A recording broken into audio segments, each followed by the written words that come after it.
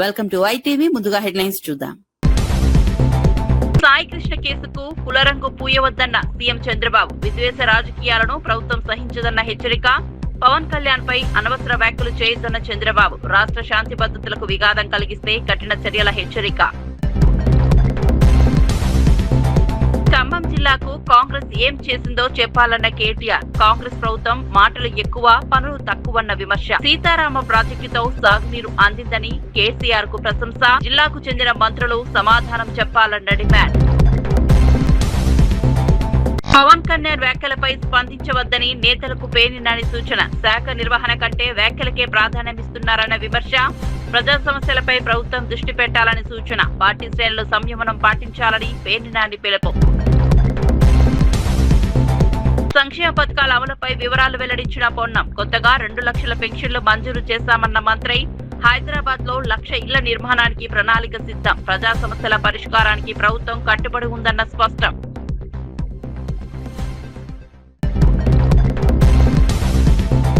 BC రక్షణ చట్టం తీసుకురానున్నట్లు మంత్రి సబిత ప్రకటన. రాష్ట్రంలోని 138 బీసీ కులాలకు రక్షణ కల్పించే యోచన. ప్రతి జిల్లా కేంద్రంలో బీసీ భవనాల ఏర్పాటుకు ప్రణాళిక. బీసీల సాధికారతకు ప్రభుత్వం కట్టుబడి ఉందన్న సబిత. విజయవాడ సాయికృష్ణ కేసుపై సీఎం చంద్రబాబు నాయుడు ఘాటుగా స్పందించారు. సీఎం నాగరాజు బాధితులిద్దరూ ఒకే సామాజిక వర్గానికి చెందిన వారేనని పేర్కొంటూ ఈ ఘటనకు కులం రంగు పొలమడం సరికాదన్నారు. డిప్యూటీ సీఎం పవన్ కళ్యాణ్ పై అనవసర వ్యాఖ్యలు చేస్తే సహించబోమని హెచ్చరించారు. రాష్ట్రంలో కుల, మత, ప్రాంతీయ విద్వేషాలు రెచ్చగొట్టే ప్రయత్నాలు జరుగుతున్నాయని మండిపడ్డారు. కొందరు రాజకీయ ప్రయోజనాల కోసం ప్రజలను విభజించేందుకు కుట్రలు చేస్తున్నారని ఆరోపించారు. రాష్ట్ర శాంతి భద్రతలకు విఘాతం కలిగించే చర్యలను ప్రభుత్వం కఠినంగా ఎదుర్కొంటోందని స్పష్టం చేశారు. మీరు చూసుంటారు, నా రాజకీయ జీవితంలో చాలా మందిని చూశారు, కానీ కన్నార్పకుండా అబద్ధాలు చెప్పడంలో దిట్ట గొడ్డలి పార్టీ నాయకుడు. అవునా కాదా తమ్ముళ్ళని అడుగుతున్నా.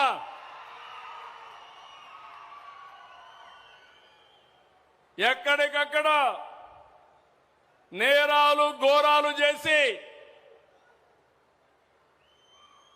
దానికి రాజకీయ రంగు పులిసి లబ్ధి పొందాలని ఆలోచిస్తున్నారు. నిన్న చూశారు, విజయవాడలో ఒక సంఘటన జరిగింది. అక్కడుండే సిఐ కాపుని, బాధితుడు కాపుని, దానికి కూడా రాజకీయ రంగు బులిమి కులాన్ని అంటగట్టి పవన్ కళ్యాణ్ పైన ఇష్టానుసారంగా నోరు బారేసుకునే పరిస్థితికి వచ్చారు. అదే నేను చెప్పాను, ఖబర్దార్ జాగ్రత్తగా ఉండండి. అనవసరంగా నోరు వారేసుకుంటే నోర్లు మూయించే శక్తి ఎన్డీఏకుందని చాలా స్పష్టంగా హెచ్చరించాను. అవునా కాదా? ఖమ్మం జిల్లాకు కాంగ్రెస్ ప్రభుత్వం 2.5 ఏళ్లలో ఏం చేసిందో చెప్పాలని BRS working president KTR demand చేశారు.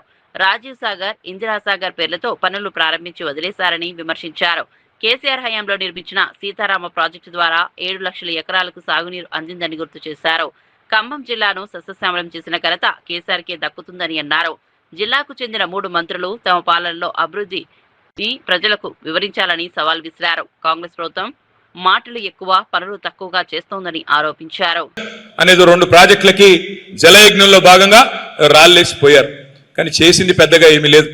కానీ కేసీఆర్ గారు ఎవరో నాయకుల పేర్లు, తెలంగాణకు సంబంధం లేని వాళ్ళ పేర్లు ఎందుకని చెప్పి ఆలోచన చేసి మీ జిల్లా మొత్తం తెలంగాణకు ఆరాధ్య దైవమైన భద్రాద్రి సీతారామ స్వామి వారి పేరు మీద సీతారామ ప్రాజెక్ట్ అని పెట్టి మన జిల్లాకి 7 లక్షల ఎకరాలకి, కొత్తగా 4.5 లక్షల ఎకరాలకి కొత్త ఆయకట్టు స్థిరీకరించడానికి ఎన్ఎస్పి కింద ఉండే కాలువల కింద ఉండే వ్యవసాయాన్ని స్థిరీకరించడానికి 2.5 లక్షల ఎకరాలకి, మొత్తంగా 7 లక్షల ఎకరాలకి సాగునీరు అందించే ఒక బృహత్తరమైన యజ్ఞానికి శ్రీకారం చుట్టారు. అందులో మీ సత్తుపల్లిలో 90,000 ఎకరాలు స్థిరీకరణ, 40,000 ఎకరాలు కొత్త ఆయకట్టు, మొత్తం కలిపి 130,000 ఎకరాలు సీతారామ ప్రాజెక్టు పూర్తయితే మొట్టమొదటి అందుకునే నియోజకవర్గం మీ సత్తుపల్లి నియోజకవర్గం అనే మాట నేను మీకు విజ్ఞప్తి చేస్తా ఉన్నాను. 1 కాదు 2 కాదు, దాదాపు 10,000 కోట్ల రూపాయలతో ప్రారంభమైంది సీతారామ ప్రాజెక్టు. అందులో 8,000 కోట్ల రూపాయలు కేసీఆర్ గారి ప్రభుత్వమే ఖర్చు పెట్టింది. అంటే 80% నిధులు మనం ఆల్రెడీ ఖర్చు పెట్టాం. మరి 2.5 సంవత్సరాల్లో కాంగ్రెస్ ప్రభుత్వం వచ్చిన తర్వాత జిల్లా మొత్తం కాంగ్రెస్కే గెలుపు అందించిన తర్వాత వారు మనకేమిచ్చారు? ఇవాళ ఖమ్మం జిల్లా రైతులు ఆలోచన చేయాలి. జిల్లా నుండి 3 మంత్రులు ఉన్నారు. ఉప ముఖ్యమంత్రి గారు, వ్యవసాయ మంత్రి గారు, రెవెన్యూ మంత్రి గారు పవర్ఫుల్ పోర్ట్ఫోలియోలో ఉన్నారు. పవర్ అంతా ఖమ్మం జిల్లాలోనే ఉందట. కానీ మరి ఖమ్మం జిల్లా ప్రజలకు ఏం ఒరిగింది, ఖమ్మం జిల్లా రైతులకు ఏం జరిగింది? దయచేసి మీరు ఆలోచించమని చెప్పి నేను ప్రార్థిస్తా ఉన్నా. సీతారామ విషయానికి వస్తే 2024 15 ఆగస్టు నాడు తుమ్మల గారు మంత్రులందరూ పోయి నెత్తిన నీళ్లు చల్లుకున్నారు. కేసీఆర్ గారు మొత్తం బ్రహ్మాండంగా మొత్తం పని పూర్తి చేస్తే వీళ్ళు వచ్చి నెత్తిన నీళ్లు చల్లుకున్నారు. సాధించిందే ఉంది, చేసిందే ఉంది నేను అడుగుతా ఉన్నా. ఒకటి మాత్రం పక్కా, వీళ్ళ వల్ల సీతారామ కాదు, మళ్ళీ కేసీఆర్ గారు వచ్చి దాన్ని ప్రారంభిస్తారు. తప్పకుండా ఖమ్మం జిల్లాలో కేసీఆర్ గారే మళ్ళీ తిరిగి మీకు నీళ్లు ఇచ్చే బాధ్యత తీసుకుంటారనే మాట కూడా నేను విజ్ఞప్తి చేస్తా ఉన్నా. డిప్యూటీ సీఎం పవన్ కళ్యాణ్ పై పార్టీ నేతలు స్పందించవద్దని వైఎస్ఆర్సీపీ నేత పేర్నినాని సూచించారు. పంచాయతీరాజ్ శాఖ బాధ్యతలను సక్రమంగా నిర్వహించలేని పవన్ కళ్యాణ్ హోంశాఖ గురించి మాట్లాడడం ఆశ్చర్యంగా ఉందని వ్యాఖ్యానించారు. రాజకీయ విమర్శలతో ప్రజా సమస్యలు పరిష్కారం కావని అన్నారు. రాష్ట్రంలో జరుగుతున్న పరిణామాలపై ప్రభుత్వం దృష్టి పెట్టాలని సూచించారు. ప్రజల సమస్యలను పక్కన పెట్టి రాజకీయ వ్యాఖ్యలు చేయడం సరైంది కాదన్నారు. పార్టీ శ్రేణులు సంయమనం పాటించాలని, అనవసర వివాదాల్లోకి వెళ్లొద్దని కోరారు. పవన్ కళ్యాణ్ గారు ఎంత దిగజారి ఎన్ని నీచపు మాటలు మాట్లాడినా ఎవరూ కూడా మీరు స్పందించబాకండి. అతను కావాలని ఉద్దేశపూర్వకంగా మనని రెచ్చగొట్టి తిట్టించుకుని, ఎందుకంటే జనసేన కార్యకర్తల్లోనూ జనసేనను అభిమానించే వాళ్ళలో మత్తు దిగిపోతుంది. మళ్ళీ మత్తు దిగిపోతున్నప్పుడు ఏం చేస్తారు? మళ్ళీ మత్తు ఇంజక్షన్లు కొడుతుంటారు. మామూలుగా అయితే నొప్పి తెలుస్తూ ఉంటుంది కాబట్టి ఆ నొప్పి తెలవకుండా ఉండటం కోసం మళ్ళీ మత్తు ఇంజక్షన్ల కోసం ఏం చేస్తుంటాయంటే అకారణంగా జగన్మోహన్ రెడ్డి గారిని, వైఎస్ఆర్ కాంగ్రెస్ పార్టీ వాళ్ళని ఇష్టం వచ్చినట్టు తిడతాడు. వెంటనే మనం ఏం చేస్తాం? పౌరుషం గలవాళ్ళం కదా, వెంటనే మనం పవన్ కళ్యాణ్ని వాళ్ళందరినీ కూడా మళ్ళీ మనం తిడతాం. తిడితే ఏం చేస్తాడు? చూసారా మీరు అన్యాయంగా తిడుతున్నారని చెప్పని జనసేన అభిమానులకి మళ్ళీ మత్తు వచ్చేయాలి. మా వాడిని తిడతారా వీళ్ళు వైఎస్ఆర్ కాంగ్రెస్ పార్టీ వాళ్ళని. కాబట్టి మీరెవరు ఏమీ అనబాకండి. మహేశ్వరం నియోజకవర్గంలో ఓటర్ల ప్రత్యేకత సవరణ ప్రక్రియను పకడ్బందీగా నిర్వహిస్తున్నట్లు కందుకూరు ఆర్డీఓ జగదీశ్వర్ రెడ్డి తెలిపారు. జూన్ 25 నుంచి జూలై 24 వరకు బూత్ లెవెల్ అధికారులు ఇంటింటికి వెళ్లి ఓటర్ల వివరాలు సేకరిస్తారని చెప్పారు. ప్రతి ఓటరు ఎన్యుమరేషన్ ఫారాన్ని పూర్తి చేసి BLOలకు అందించాలని సూచించారు. సహకరించని వారి పేర్లు ఓటర్ జాబితా నుంచి తొలగించే అవకాశం ఉందని హెచ్చరించారు. ఒకే వ్యక్తికి 2 చోట్ల ఓటు లేకుండా చేయడమే ఈ ప్రక్రియ లక్ష్యమన్నారు. అర్హులైన ప్రతి ఒక్కరూ తమ ఓటు హక్కును భద్రపరుచుకోవాలని కోరారు. ఇందులో 542 మంది BLOలు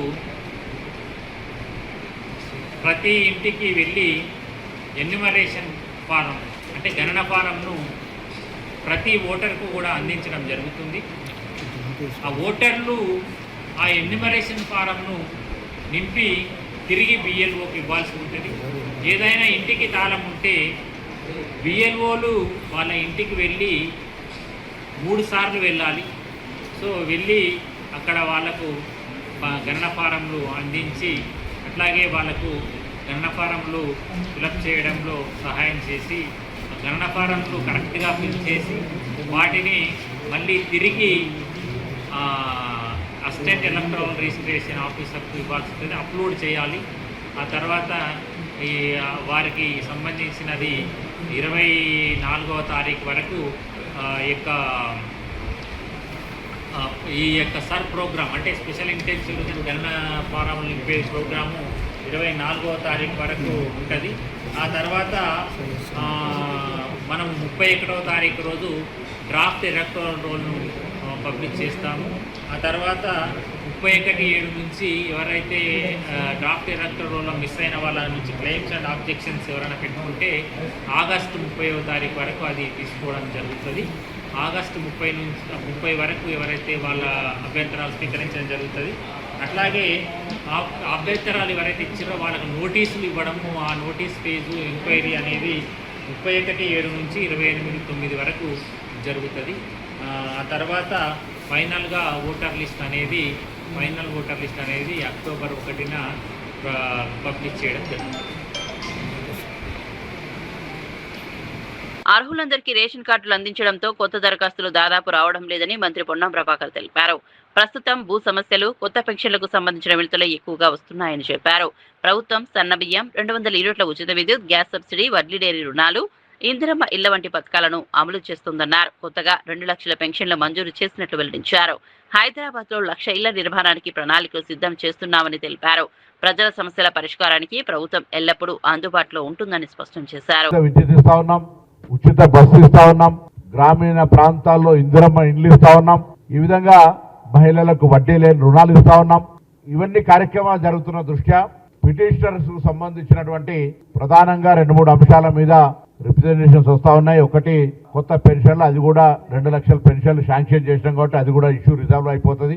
హైదరాబాద్ లో ఇండ్లకు సంబంధించినటువంటి కొత్త రిప్రజెంటేషన్ వస్తా ఉంది, అది కూడా హైదరాబాద్ లో త్వరలోనే 1,00,000 ఇండ్లను కట్టడానికి నిర్ణయం తీసుకొని స్థలాలను కూడా ఐడెంటిఫై చేసినాం కాబట్టి గ్రామీణ ప్రాంతాల్లో ఇప్పటికే ఇందిరమ్మ ఇండ్ల కార్యక్రమం నియోజకవర్గానికి 3,500, మళ్ళీ దాని తదుపరి 2,000 శాంక్షన్ చేసినాం కాబట్టి నిరుపేదలకు ఇండ్ల కట్టడం కార్యక్రమం చాలా సంతోషంగా ఈ కార్యక్రమం నడుస్తుంది. హైదరాబాద్ సంబంధించి కూడా 1,00,000 ఇండ్లకు సంబంధించిన కార్యక్రమాన్ని ముందుగా తీసుకొని పోయేటువంటి కార్యక్రమం కొనసాగుతోంది. ఈ విధంగా ప్రజాపాలనలో కొంత వ్యక్తిగతమైన లేదా ఇతరత్ర కొన్ని అంశాలు తప్ప అనేక సమస్యలు పరిష్కరించి ఈరోజు ప్రజలంతా కూడా సంతోషంగా ప్రభుత్వం ఆశీర్వదిస్తూ ఎక్కడికి వెళ్ళినా ముందుకు పోయే విధంగా కొనసాగుతుందనే మాట నేను ఈ సందర్భంలో చెప్తా ఉన్నాను. తప్పకుండా భవిష్యత్తులో ఇచ్చినటువంటి మిగతా హామీలు కావచ్చు ప్రభుత్వం తరఫున విద్యుత్ శాఖలో 1,000 కోట్ల రూపాయల స్కామ్ జరిగిందని బీఆర్ఎస్ నేతలు ఆరోపించారు. పీఎం కుసుమ్ పథకంలో భారీ అవినీతి జరిగిందని, పంట నిర్మాణం పూర్తి చేసిన రైతులను అధికారులు వేధిస్తున్నారని విమర్శించారు. మెగావాట్ కు ₹1 కోటి డిమాండ్ చేస్తున్నారంటూ సంచలన ఆరోపణలు చేశారు. కేంద్రం నిర్ణయించిన ధర కంటే తక్కువ ధరను అధికారులు చెబుతున్నారని ప్రశ్నించారు. రైతులకు ప్రభుత్వం ఇంకా 1,000 కోట్ల బకాయిలు చెల్లించాల్సి ఉందన్నారు. వెంటనే విచారణ జరిపి బాధ్యులపై చర్యలు తీసుకోవాలని డిమాండ్ చేశారు. లేకపోతే మరిన్ని ఆధారాలు బయట పెడతామని హెచ్చరించారు. పాపం చాలా మంది యువకులు వీళ్ళని నమ్మి గ్రామీణ ప్రాంతాలలో ఇక్కడో అక్కడో అప్పులు చేసి బ్యాంకుల చుట్టూ తిరిగి వాళ్ళని బతిలు ఆడుకొని తెలిసిన బంధువుల దగ్గర, మిత్రుల దగ్గర అప్పులు చేసి ఈ పథకంలో మాకు అవకాశం వచ్చింది అని చెప్పి కేంద్ర ప్రభుత్వమే ₹3.13 నిర్ణయించింది కదా. పెట్టుబడి బ్యాంక్ లోన్లు అన్నీ పోతే నెలకో 1,00,000, 2 లక్షలు ఏదైనా మాకు మిగులుతాయి జీతాలు పొందామని చెప్పి పాపం వీళ్ళని నమ్మి ఆ పథకంలో చేరి ప్లాంట్లు నిర్మాణం చేస్తే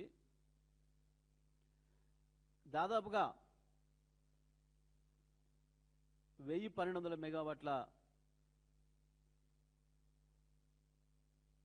ప్లాంట్లను పూర్తి అయిపోయి సింక్రనైజ్ చేసి మీరు కనెక్షన్ తీసుకోండి అని చెప్పి మొర్రోమంటే 2-3 నెలలుగా సతాయిస్తున్నారు. దీంట్లో ప్రధానంగా 2 అధికారులు, రెడ్కోకు సంబంధించి ఒక అధికారి, ఎనర్జీ డిపార్ట్మెంట్కి సంబంధించిన ఒక అధికారి, ఇద్దరు పూర్తి స్థాయిలో దీంట్లో నిమగ్నమై 3 నెలలుగా వాళ్ళని సతాయించి చివరికి మీకు రేటు తక్కువ చేస్తాం, వాళ్ళని రకరకాల పద్ధతుల్లో భయపెట్టించి డబ్బులు వసూలు చేసే, డబ్బులు గుంజే ప్రయత్నాలు చేసిండ్రు. ముందు ఒక ప్లాంట్కి 10 లక్షలు అన్నారు, తర్వాత మెగావాట్కి 10 లక్షలు అన్నారు, ఆఖరికి మొత్తం మీరు ఎంత పెట్టుబడి పెట్టిరో పెట్టుబడి మీద 10% కావాలి, 20% కావాలి అని డిమాండ్ చేసి పాపం వాళ్ళు బ్యాంకు లోన్ మీద పడుతుంది. ఇప్పుడు 3 నెలల నుంచి వెళ్ళి కిస్తీ కడుతున్నారు. ఓ దిక్కు ప్లాంట్ పూర్తయింది, కనెక్షన్ ఇస్తే పవర్ జనరేట్ అవుతుంది, కానీ ఇవ్వకుండా సతాయించి నిన్న ఆకస్మికంగా ఆయన అధికారి మీది 280 పైసలు అవుతుంది, 290 పైసలకే ఇవ్వాల్సి ఉంటుంది అని చెప్పి కేంద్ర ప్రభుత్వమే స్వయంగా ₹3.13 ప్రకటిస్తేనే వీళ్ళందరూ కూడా మాకు గిట్టుబాటు అవుతుంది, మేము చేతుల నుంచి పెట్టిన పెట్టుబడి కావచ్చు, తీసుకున్న బ్యాంక్ లోన్ కావచ్చు, ఆ వడ్డీ ఓను మాకు ఏదైనా ఇంత మిగులుతుంది, నెలకు 1,50,000 మిగులుతాయి అని చెప్పేసి అని పాపం వాళ్ళు పెడితే ముందుగానే కనుక డబ్బులు అడిగితే మిగతా అన్ని పథకాలు అడిగినట్టు ఫైనాన్స్కు పోతే 10% ఇస్తేనే రిలీజ్ చేస్తాం, 15% ఇస్తేనే రిలీజ్ చేస్తామని అడిగినట్టు, భూముల కొరకు పోతే ఫైల్ క్లియర్ చేయమని పోతే 30% ముందే అడిగినట్టు అడిగితే వీళ్ళు రారని చెప్పి పాపం అమాయకులైన వాళ్ళందరినీ కూడా దాంట్లోకి దించి ఇవాళ పాపం వాళ్ళను హింస పెట్టి మళ్ళీ ఒక్కొక్కరిని ₹1 కోటి పైన తీసుకురావాలి, 2 కోట్లు తీసుకురావాలని చెప్పి మెగావాట్ ₹1 కోటి ఇవ్వాలని చెప్పి దుర్మార్గమైన పద్ధతుల్లో ఇవాళ ఈ రాష్ట్ర ప్రభుత్వంలో ఉండే పెద్దలు వాళ్ళ రక్తం తాగుతున్నారు. నేను డిమాండ్ చేస్తా ఉన్నా, బట్టి విక్రమార్క గారు, ఇందులో కొంతమంది పెద్ద మనుషుల పేర్లు వినబడుతున్నాయి. మీరు వెంటనే చర్యలు తీసుకొని సంబంధిత అధికారులా లేదా దీని వెనకాల రాజకీయ నాయకులు ఉన్నారా, మీరే ఉన్నారా, దాన్ని పరిష్కారం చేయాల్సిన బాధ్యత మీ పైన ఉంది. ఎందుకు చేస్తలేరు? నిన్న సడన్గా మీ ఉన్నతాధికారి వాళ్ళని భయపెట్టిస్తూ మీరు ధర తగ్గియాల్సి వస్తుందనే మాట ఎట్లా మాట్లాడుతున్నాడు? మీరు చెప్పిన స్కీములే కనుక వాళ్ళని పెట్టి ఆఫర్ చేసినప్పుడు కేంద్ర ప్రభుత్వమే స్వయంగా ₹3.13 నిర్ణయించి మీ డిస్కమ్లతో అగ్రిమెంట్స్ చేసుకోండి అని చెప్పినప్పుడు ఇవాళ అమాయకులైన వాళ్ళను అప్పుల పాలు చేసి ఏ రకంగా హింస పెడుతున్నారు? దీని మీద వెంటనే తగిన చర్యలు తీసుకోకపోతే తప్పకుండా ఇందులో ఆర్థిక మంత్రి, ఎనర్జీ మంత్రి కూడా పాత్ర ఉందని భావించాల్సి వస్తుంది. ఇప్పటి వరకు అధికారుల లెవెల్ని జరుగుతుంది అది. దీని మీద చర్యలు జరగకపోతే తొందరలోనే అధికారుల పేర్లు కూడా బయట పెడతాం, అన్ని ఆధారాలు కూడా బయట పెడతాం. మంత్రికి కనుక అందులో సంబంధం లేకపోతే, ఒకవేళ ముఖ్యమంత్రి ఆఫీస్కే సంబంధం ఉన్నా వెంటనే వాళ్ళకి న్యాయం చేయాలని చెప్పి మేము డిమాండ్ చేస్తూ ఉన్నాం. అంతేకాదు, ఇవాళ వడ్ల కొనుగోలు పూర్తయింది అని చెప్పి ప్రకటించారు. ఇంత మించిన దుర్మార్గం ఇంకొకటి లేదు. సింధు జలాల అంశంపై పాకిస్తాన్ మంత్రి ఖవాజా ఆసిఫ్ చేసిన వ్యాఖ్యలకు భారత్ ఘాటుగా స్పందించింది. పాక్ ఆక్రమిత కశ్మీర్లో జరుగుతున్న నిరసనల వెనుక భారత్ ఉందన్న ఆరోపణలను విదేశాంగ శాఖ ఖండించింది. మానవ హక్కుల ఉల్లంఘనలు, పాలనా వైఫల్యాల నుంచి ప్రజల దృష్టి మళ్లించేందుకే పాకిస్తాన్ ఇలాంటి ఆరోపణలు చేస్తోందని విదేశాంగ ప్రతినిధి రణ్దీప్ జైస్వాల్ స్పష్టం చేశారు. పాక్ ఆక్రమిత కశ్మీర్లో దశాబ్దాలుగా కొనసాగుతున్న ఆర్థిక సమస్యలు, హక్కుల అణచివేత కారణంగానే ప్రజల్లో అసంతృప్తి పెరిగిందన్నారు. అక్కడి ఆందోళనలు స్థానిక ప్రజల ఆవేదనకు నిదర్శనమని పేర్కొన్నారు. నిరాధార ఆరోపణలతో వాస్తవాలను దాచలేరని భారత్ స్పష్టం చేసింది. Abuses. We categorically reject these fabricated claims with the contempt that they deserve. The ongoing protests in Pakistan-occupied Kashmir are a direct consequence of Pakistan's decades-long policy of systemic economic exploitation, denial of fundamental rights, and administrative oppression in areas under its illegal and forcible occupation. The Pakistani state has responded with extreme police brutality, blocking of essential supplies and medicines, internet blackouts, and use of lethal force against unarmed civilians. As you know, several people have also lost their lives. We hope the international community will hold Pakistan accountable for its misdeeds. ఆడుదాం ఆంధ్ర కార్యక్రమంలో జరిగినట్లు ఆరోపణలు ఎదుర్కొంటున్న అక్రమాలపై vigilance నివేదిక త్వరలో విడుదల చేస్తామని క్రీడా శాఖ మంత్రి మండిపల్లి రాంప్రసాద్ రెడ్డి తెలిపారు. ₹100 కోట్ల పైగా అవినీతి ఆరోపణలు వచ్చాయని, దోషులు ఎవరైనా చర్యలు తప్పవని హెచ్చరించారు. డిఎస్సిలో క్రీడా కోటా అమలులో ఎలాంటి విధానపరమైన లోపాలు లేవని స్పష్టం చేశారు. గత 2 ఏళ్లలో 3% క్రీడా కోటా ద్వారా 800 మందికి పైగా ఉద్యోగాలు పొందారని వెల్లడించారు. ఖేలో ఇండియా నిధులతో రాష్ట్ర వ్యాప్తంగా క్రీడా మైదానాల అభివృద్ధి జరుగుతోందన్నారు. క్రీడాకారులకు మరిన్ని అవకాశాలు కల్పించేందుకు ప్రభుత్వం కట్టుబడి ఉందని చెప్పారు. 14 కోట్ల వ్యయంతో ఇండోర్ స్పోర్ట్స్ హాల్ ను కూడా నిర్మాణం చేపట్టడం జరిగింది.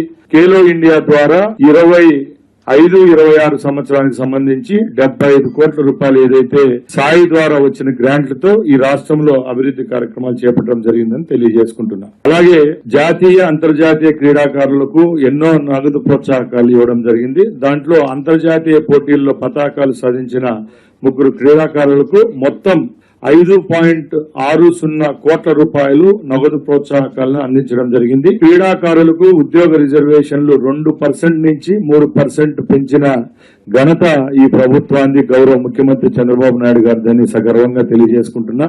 డిఎస్సీలో నిజంగా తప్పు జరిగింటే ఆ రోజే చేసిండాలి. ఇప్పుడు 8-9 నెలలు అయిన తర్వాత ఆ క్వశ్చన్ రైజ్ కాకూడదు. త్వరలోనే ఆడుదాం అందరూ అది బయటికి రాబోతుంది కాబట్టి ఏమైనా ఊహించుకొని ఈరోజు దీని మాదాన్ని మళ్ళా మా ముందర పెట్టడం తప్పగా ఎక్కడ నిజంగా ఎవరైతే క్రీడాకారులు ఉన్నారో వాళ్ళు దీంట్లో ఎగ్జామ్ ఎవరైతే డిఎస్సీలో పార్టిసిపేట్ చేశారో వాళ్ళందరికీ న్యాయం అయితే జరిగింది. రాష్ట్ర చరిత్రలో తొలిసారిగా బీసీ రక్షణ చట్టాన్ని తీసుకోవడానికి ప్రభుత్వం సిద్ధమవుతోందని మంత్రి సవిత తెలిపారు. వెనుకబడిన వర్గాల గౌరవం, రక్షణ, సామాజిక న్యాయం కోసం ఈ చట్టం ఉపయోగపడుతుందని చెప్పారు. రాష్ట్రంలోని 138 బీసీ కులాలకు రక్షణ కల్పించేలా తుది ముసాయిదా సిద్ధమైందని వెల్లడించారు. ప్రతి జిల్లా కేంద్రంలో బీసీ భవనాలు, కొత్త పాఠశాలలు, ఉచిత కోచింగ్ కేంద్రాలు ఏర్పాటు చేస్తున్నామని పేర్కొన్నారు. బీసీల విద్య, ఆర్థిక అభివృద్ధికి ప్రభుత్వం ప్రత్యేక చర్యలు తీసుకుంటోందన్నారు.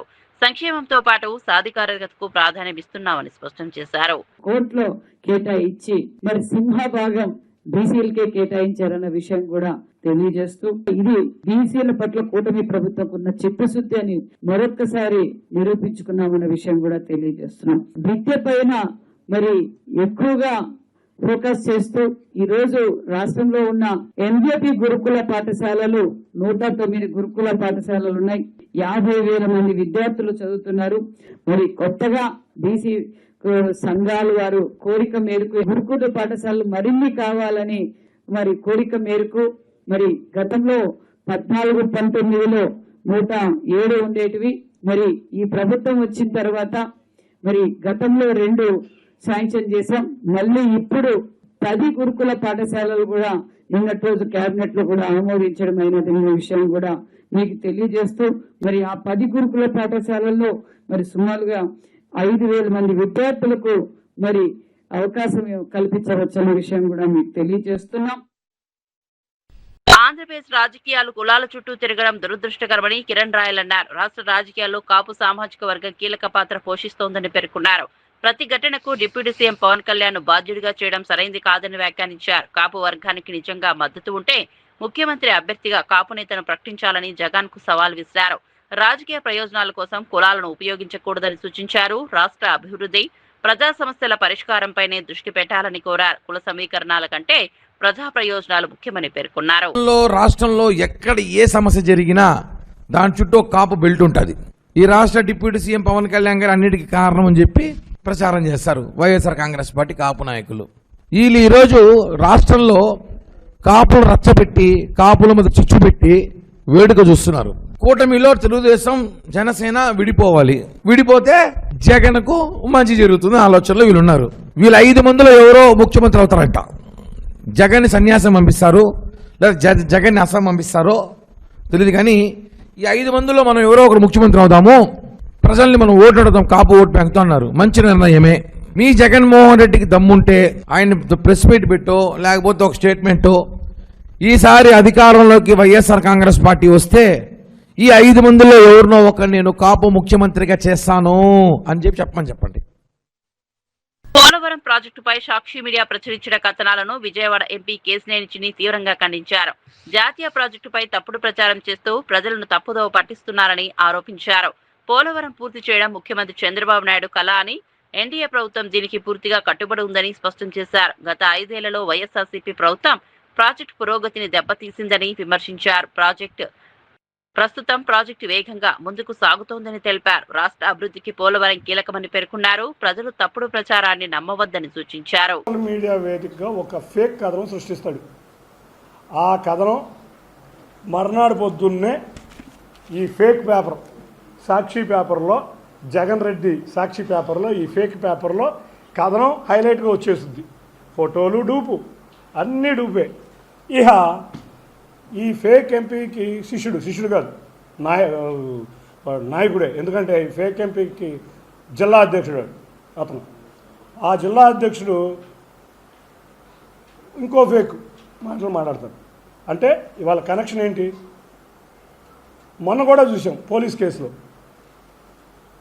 ఎన్జిటికి అంతకుముందు ఒక ఫేక్ కథనం సోషల్ మీడియాలో పెట్టి మళ్ళీ సాక్షి పేపర్లో రాసి మళ్ళీ ఒక ఇలా అధ్యక్షుడు వాడు వచ్చి ప్రశ్నిస్తాడు. అంటే ఇలా ముగ్గురు కూడా ముందుగా ఫేక్ కథనం ప్రచురిస్తారు, పేపర్లో ఫేక్ న్యూస్ రాస్తారు, తర్వాత దాన్ని తీసుకుని వెళ్ళి వాళ్ళ జిల్లా అధ్యక్షుడి నోటి మీదుగా ప్రెస్ మీట్లు పెడతారు.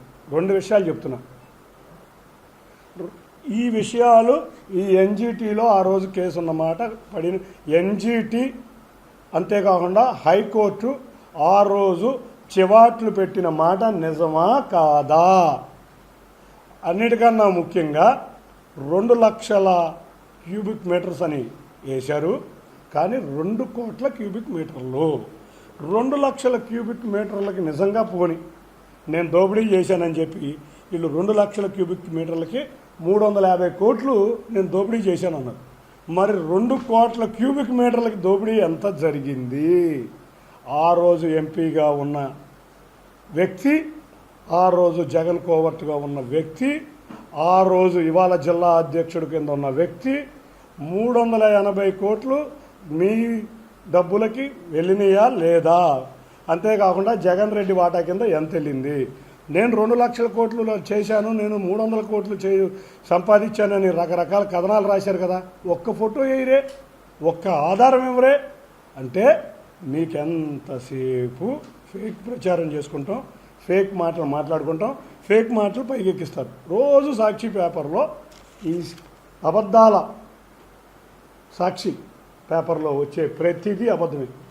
అబద్ధాలు చెప్పడం మర్నాడు దొరికిపోవటం, అబద్ధాలు చెప్పడం మర్నాడు దొరికిపోవటం. ఉత్తర కొరియా అధినేత కిమ్ జోంగ్ ఉన్ దేశ నావికాదళాన్ని ప్రపంచ స్థాయి శక్తిగా తీర్చిదిద్దే దిశగా కీలక నిర్ణయం తీసుకున్నారు. రాబోయే 5 ఏళ్లలో ప్రతి సంవత్సరం కనీసం 2 భారీ యుద్ధ నౌకలను నిర్మించాలని ఆదేశించారు. సముద్ర భద్రతను మరింత బలోపేతం చేయడంతో పాటు ప్రాంతీయ సైనిక సామర్థ్యాన్ని పెంచడమే లక్ష్యమని తెలిపారు. ఆధునిక ఆయుధ వ్యవస్థలతో కూడిన నౌకల తయారీపై ప్రత్యేక దృష్టి సారించాలని సూచించారు. అంతర్జాతీయ పరిస్థితుల నేపథ్యంలో రక్షణ రంగాన్ని మరింత బలోపేతం చేయాల్సిన అవసరం ఉందని పేర్కొన్నారు. ఈ నిర్ణయం ప్రపంచ దేశాల దృష్టిని ఆకర్షిస్తోంది.